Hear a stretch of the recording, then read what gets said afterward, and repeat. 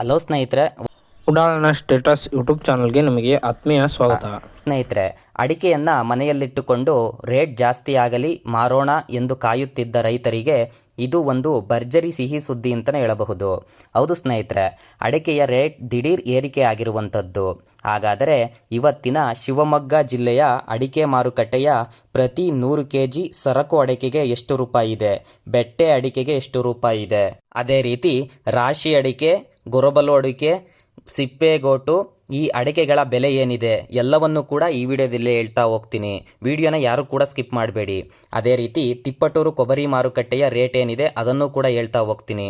ವಿಡಿಯೋನ ಸ್ಕಿಪ್ ಮಾಡದೆ ಕೊನೆವರೆಗೂ ನೋಡಿ. ಅದೇ ರೀತಿಯಾಗಿ ನೀವೇನಾದರೂ ಹೊಸಬರಾಗಿದ್ದರೆ ನಮ್ಮ ಚಾನಲನ್ನು ಸಬ್ಸ್ಕ್ರೈಬ್ ಮಾಡ್ಕೊಳ್ಳಿ ಮತ್ತು ವಿಡಿಯೋಗೊಂದು ಲೈಕ್ ಮಾಡಿ.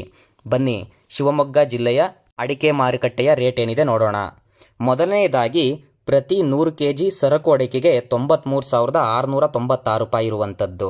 ಅದೇ ರೀತಿ ಬೆಟ್ಟೆ ಅಡಿಕೆಗೆ 64,589 ರೂಪಾಯಿ ಇದೆ. ನಂತರ ರಾಶಿ ಅಡಿಕೆಗೆ 55,559 ರೂಪಾಯಿ ಇರುವಂಥದ್ದು. ನಂತರ ಗೊರಬಲು ಅಡಿಕೆಗೆ 42,899 ರೂಪಾಯಿ ಇದೆ.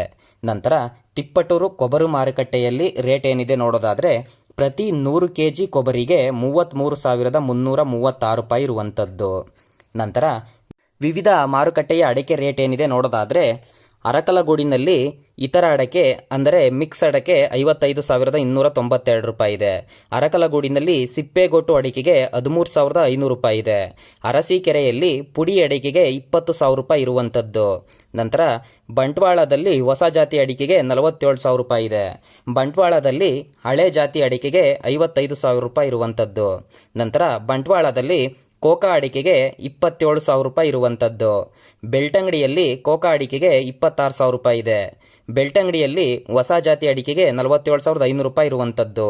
ನಂತರ ಭದ್ರಾವತಿಯಲ್ಲಿ ಸಿಪ್ಪೆಗೋಟು ಅಡಿಕೆಗೆ 11,000 ರೂಪಾಯಿ ಇದೆ. ಇದಿಷ್ಟು ಇವತ್ತಿನ ಅಡಿಕೆ ಮಾರುಕಟ್ಟೆಯ ದರಗಳಾಗಿರುತ್ತದೆ.